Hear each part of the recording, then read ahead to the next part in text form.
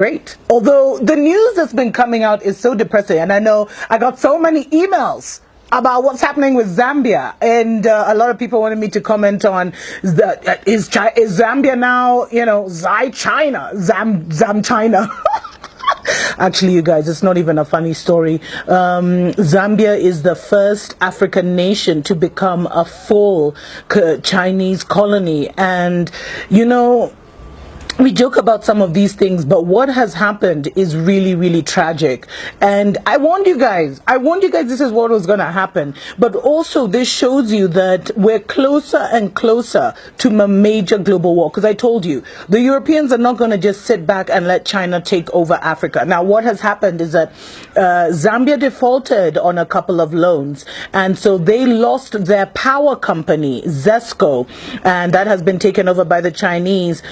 Their major national electricity company is now being run by China. Now, if that isn't even worse, they've also lost, a few months ago, they lost their Zambia Broadcasting Corporation. It's called the ZenNBC. I think it's the Zambia National Broadcasting Corporation, which is now fully owned by China. And, the government has been denying that this is the case. They've been trying to play cute. They've been trying to play, like everything is okay. But they have actually been in secret talks over how their national electricity company would be taken over. This is crazy. Do you think an African country would be allowed to run China's national electricity company? And, it just shows you that China's neocolonial strategy is reaching ahead. I mean, it's reaching its climax. They've been doing this covert business for so long. And now, they've got their tentacles so deep inside. They've got their tentacles so deep inside that it's going to be hard for some countries to turn back. Now, what's happened is, their whole strategy is they encourage indebtedness. So, hey, they come with the money. They come with the money. They give you. Then they, once you default, they start to take over strategic assets because of failure of repayment. And you see, what China has done is they have studied countries that are corrupt. They have studied countries that, that are greedy, that have greedy leaders, which is most African nations. And that's why we find most African nations are in this situation.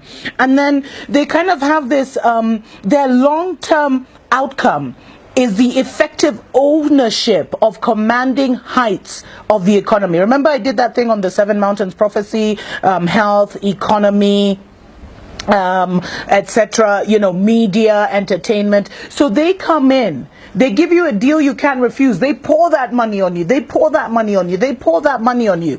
And then all of a sudden, they come collecting. And they're very vicious when they start collecting. And you know what? Even the Chinese government, they know they actually have a problem in Zambia and other nations. But you know what they said? They were just like, us, we're protecting the Chinese. If your people cannot negotiate for you, if the Zambian government and the Zambian politicians cannot look after the interests of Zambia, that's not our fault. But this is not going to be possible. And you know what? I was doing deeper research into this matter, and it gets even worse. Now, Zambia's president was actually in China last week for the China-Africa summit, and I'll talk in the future about the $61 billion or $60 billion that the Chinese government allegedly gave to Africa with no strings. There ain't no free lunch. Come on, guys. There ain't no free lunch. And one of the biggest problems with all these deals that China has signed with African governments is we don't know what they've done. We don't know what they've signed away. We don't know the kind of agreements they've made, because all of them were done hush-hush and behind the scenes. So all we're being told in Africa and in China is, oh, China's giving Africa money. Oh, you're getting money. Oh, they're funding this. Oh, they're funding that. Oh, they're funding infrastructure projects. But we're not told, okay, the debt repayment is this percentage, and if you fail to pay this percentage, you're going to be in trouble. We're not told that. We're not told what concessions have been made. In fact, I know this is not about Kenya. Sorry, guys, I'm a bit obsessive about Kenya. But I've been told Kenya, they built this crappy railway line, and if we don't pay, they're going to get one of our ports in Mombasa. Anyway, that's just a story for another day. Now, this guy, so President Edgar Lungu, he visited Chinese companies while he was in China. Not only have you lost ZESCO, the electricity company, you've lost your media company. He actually had the nerve Some of these guys, man. He actually had the nerve to go visiting Chinese companies, and he received a grant of a further $30 million for the Lusaka East Multi-Facility Economic Zone Electrification Project, whatever that means. So these guys can give you like high blood pressure, man. It's crazy. And so President Edgar Lungu, he came to power basically Zambia signed an 8 billion when he came to power. Zambia signed an 8 billion Chinese loans in financing. Now, over 5 billion of this hasn't been added to the total. Now, that's what Zambia is claiming. They're claiming they haven't received 5 billion, or they haven't been able to account for $5 billion of the 8 billion. Although China says it was dispersed, it was released. And get this, the finance ministry doesn't even have the manpower to police and monitor and disburse the funds. And the financial penalties, because I told you a lot of these deals are done in secret, we don't know. So the financial penalties of actually backing out of a Chinese deal are worse than the savings than just going through with the project till its completion. So a lot of contracts have been signed in secret. It's a problem. We don't know what our governments have done, and that's why I am telling you, in the next few years, because you know the next election for Zambia is I think 2020, somewhere there, you're gonna see a lot of African governments toppling. A lot of African governments toppling because they have sold our souls to the devil, literally. Just check out how, you know, Zambia, by the way, Zambia has been allowing Chinese immigrants to come in since 1964. And now, after all this happened, the Chinese have even taken a road. One of the main roads that's even on the national map of Zambia. Check in, they just took a road that appears on the map. You can Google freaking Zambia right now and you'll see that road, and the Chinese have just blocked it off. Like they own the country. This is total madness. Seriously, what are our politicians doing? Yo, young Africans, we need to get it together. Like seriously, we need to get it together. We need to arise. We need to get out of our stupor, our slumber, our coma, whatever it is. We need to stop feeling sorry for us, you know, for ourselves, and just arise, man. And fight for what is ours. I mean, this is what our grandparents fought for independence for. Many died and were tortured. And you know what? So not only have a lot of contracts been signed in secret, but we don't know what our governments have signed off. And in Zambia, Zambia has one of the longest relationships with China among African countries. It started in 1964, 5 months after independence is when this relationship started. And China has been given uncontrolled access to Zambian resources by overborrowing and allowing Chinese unfiltered emigration.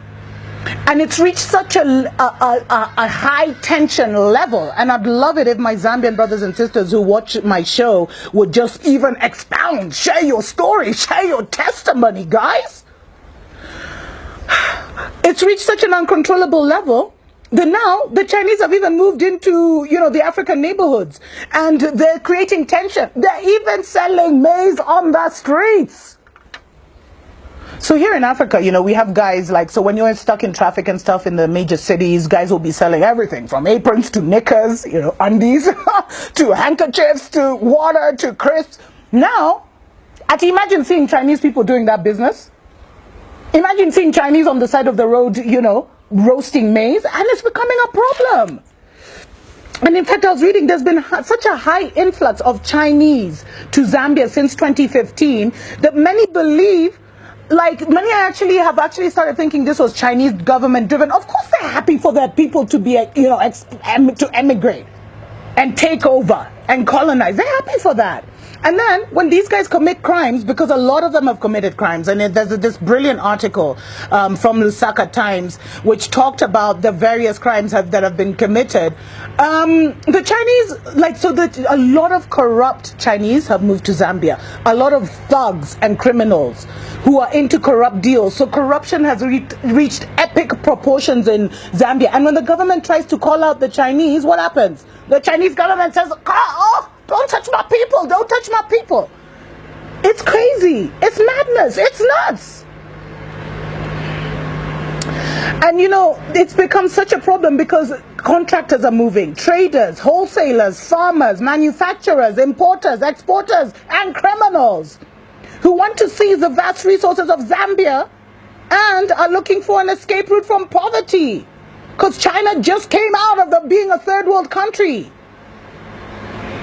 And it's even become common now for people to say China first, Zambia last. Imagine. So, a lot of Zambians have been complaining because Chinese have been allowed to acquire large tracts of land. So there's little land left for Zambians. You guys, you're thinking it's a joke when I say Zambia is now a Chinese colony. There's been a lot of loss of employment opportunities because they're bringing everyone, cooks, bakers, electricians who learn online, engineers who learn online. They've brought a lot of lawlessness and corruption. They're crowding out Zambian SMEs because they're even doing the small business of even selling maize on the streets. And they're racist. And a lot of Zambians have complained about the racism and the environmental degradation. They're even in Zambian markets. Where the Zambians now, you go, you sell your vegetables and your fruits. They're even there selling fruits and vegetables and competing with Zambians. It's shame on the Zambian government. Shame, shame, shame on President Edgar Lungu or whatever his name is. Shame on him. And the sad thing is, because of all the loans that have signed and because of the defaulting, future Chinese generations will be entitled to Zambia's precious resources. So the children that have not even been born will be born into a neo-colonial China. Might as well call, Zambia a colony of China. It's a mess. And something needs to happen. Imagine something needs to happen. Guys, we need to awaken. We need to get out of our stupor, get out of our problems. Zambia, you guys need a revolution. You guys need a revolution, man. You guys need something. You guys need to awaken, aren't you? Are you just going to stand by and let this happen? Anyway, guys, it's my first show back and I'm already so emotional. I need to talk more about what is happening just with China in general and why, guys, the Third World War is coming. The Third World War is almost upon us, and I'll be sharing that in the next Africa Watch. God bless you. God bless your family. God bless Zambia. May liberation come to your shores. Wake up, Africa!